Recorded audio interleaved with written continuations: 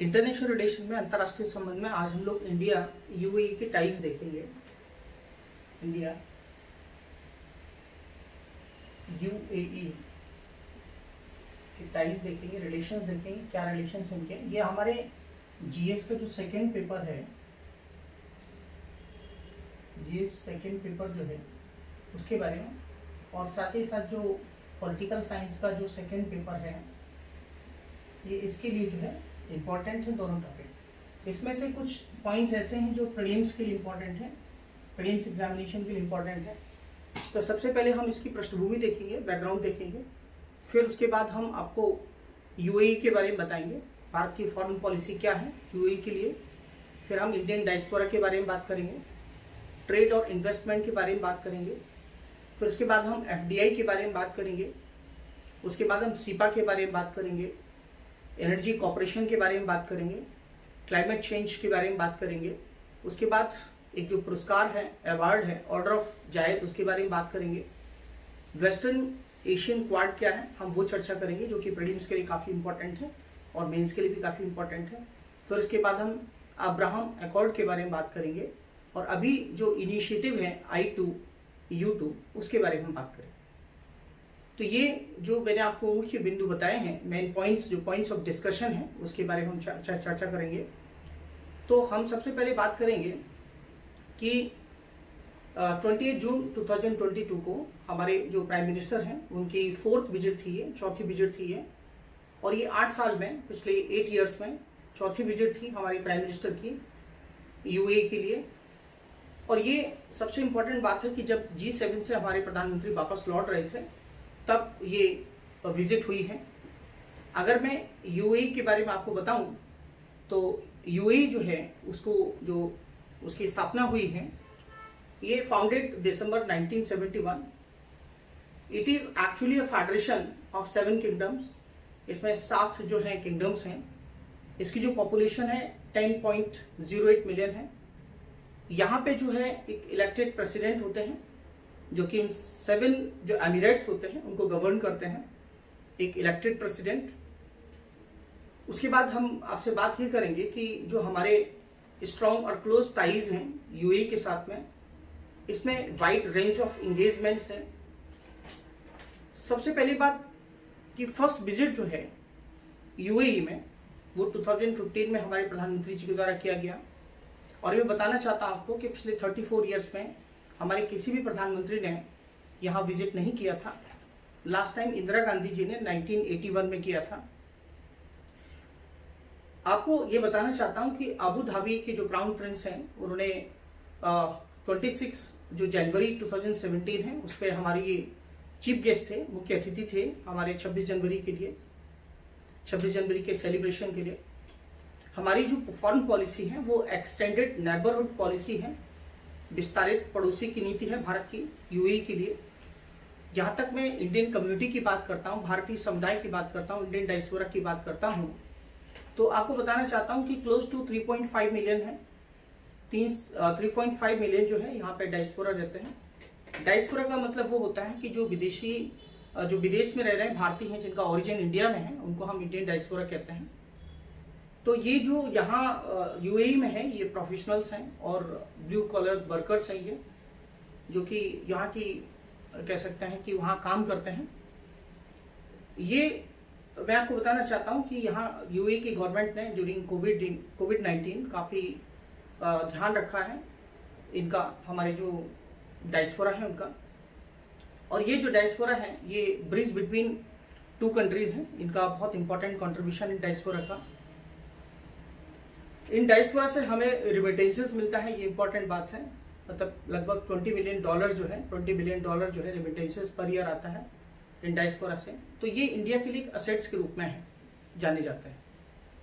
जहाँ तक मैं ट्रेड और इन्वेस्टमेंट की बात करता हूँ यूएई के साथ में, तो अभी जो करंट ट्रेड है, व्यापार है भारत का यूएई के साथ में, जो बायलैटरल ट्रेड फाइनेंशियल ईयर 2021-22 में है, ये जो ट्रेड है ये 72.8 कह सकते हैं, ये बायलैटरल ट्रेड है यहाँ। और ये 3rd लार्जेस्ट ट्रेडिंग पार्टनर है, ये यूएई है, ये 3rd लार्जेस्ट ट्रेडिंग पार्टनर है, तीसरा सबसे बड़ा व्यापारिक सहयोगी है हमारा आफ्टर यूएसए और चाइना के बाद में। तो ये महत्वपूर्ण बात है प्रीलिम्स एग्जामिनेशन के लिए। और सबसे खास मैं आपको बात बताऊं कि सेकंड लार्जेस्ट एक्सपोर्ट डेस्टिनेशन है ये, राइट। एक्सपोर्ट डेस्टिनेशन का मतलब क्या होता है कि यहाँ पे जो निर्यात किया जाता है ये सेकंड लार्जेस्ट है। यहाँ तक मैं इन्वेस्टमेंट की बात करूँ, निवेश की बात करूँ, there is an estimated $18 billion of UAE investment in India which makes it with 8th largest investor in India. तो ये जो है 8वां सबसे बड़ा जो है एक निवेशक देश है भारत में, ये महत्वपूर्ण बात है। अब हम FDI की बात कर लेते हैं। तो अगर हम FDI की बात करेंगे तो UAE FDI in India has continuously increased over the past few years and currently stands at over $12 billion US। तो लगातार जो है FDI जो प्रत्यक्ष विदेशी निवेश है वो लगातार बढ़ रहा है। जहाँ तक एक इम्पॉर्टेंट बात है वो है कॉम्प्रिहेंसिव इकोनॉमिक पार्टनरशिप एग्रीमेंट, जिसे हम सीपा कहते हैं। तो ये जो कॉम्प्रिहेंसिव इकोनॉमिक पार्टनरशिप सीपा है ये 18 फरवरी 2022 को साइन किया गया दोनों देशों के बीच में। और ये बहुत ही महत्वपूर्ण है आपके प्रीलिम्स एग्जामिनेशन के लिए और मुख्य परीक्षा के लिए, जो कि फोर्स में आया है 1 मई 2022 को। सीपा जो है किस लिए आया है? CEPA is expected to further boost trade and investment between both countries.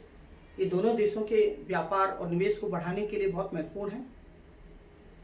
जहां तक हम ऊर्जा सहयोग की बात करते हैं या एनर्जी सिक्योरिटी या ऊर्जा सुरक्षा की बात करते हैं, India imported crude oil, LPG, LNG and petroleum products. Bharat जो है यहाँ से इंपोर्ट करता है crude oil, LPG, LNG, petroleum products लगभग जो है $25 बिलियन UAE से। आपको मालूम होगा कि ऊर्जा के ऊपर हमारी पूरी इकोनॉमी डिपेंड करती है। अगर ऑयल प्राइस बढ़ते हैं तो मार्केट में इन्फ्लेशन भी बढ़ता है। तो हमारी जो ऊर्जा सुरक्षा है वो कहीं ना कहीं जुड़ी हुई है UAE के साथ में। Agreement on climate change, strengthening their cooperation in green hydrogen.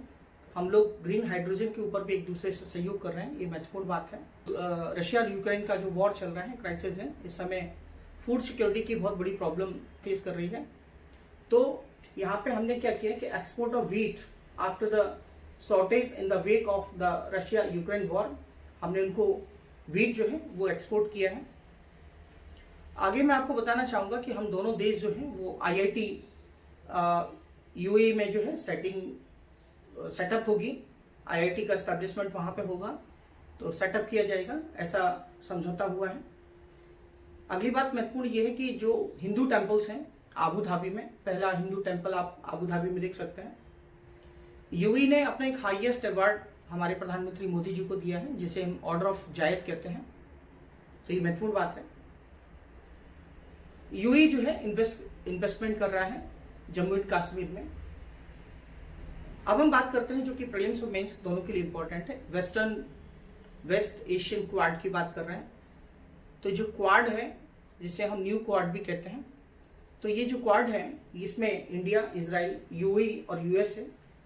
ये मिडिल ईस्ट में जो ग्रुपिंग है, राइट, या मिडिल ईस्ट का जो क्वाड है ये काफी महत्वपूर्ण है।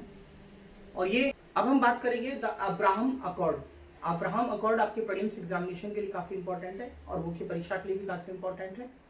तो अब्राहम अकॉर्ड जो है ये एक ऐसा समझौता है जो इजराइल, यूनाइटेड अरब अमीरात्स और बहरीन के बीच में हुआ है। ये सारे समझौते जो है इजराइल के साथ हुए हैं ताकि ये अपने जो रिलेशंस को हैं काफ़ी नॉर्मलाइज कर सकें।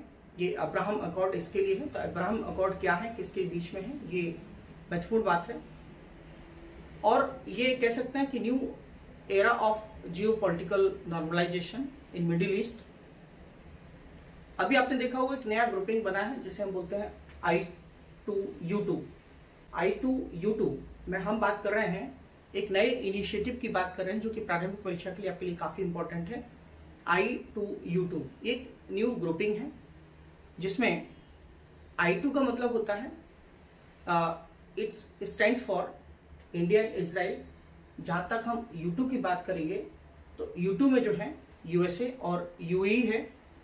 और इस ग्रुप में इंडिया, इजराइल, यूएई और यूएसए है। ये जो ग्रुपिंग है इस पर हम अलग से कोई वीडियो बनाएंगे। यूएई है, ये पार्ट है गल्फ कॉपरेशन काउंसिल का, तो ये काफ़ी महत्वपूर्ण है। मैंने जो भी बिंदु आपको बताए हैं ये यूएई से रिलेटेड काफ़ी इंपॉर्टेंट हैं और निश्चित रूप से आपके एग्जाम में काम आएंगे। थैंक यू, धन्यवाद।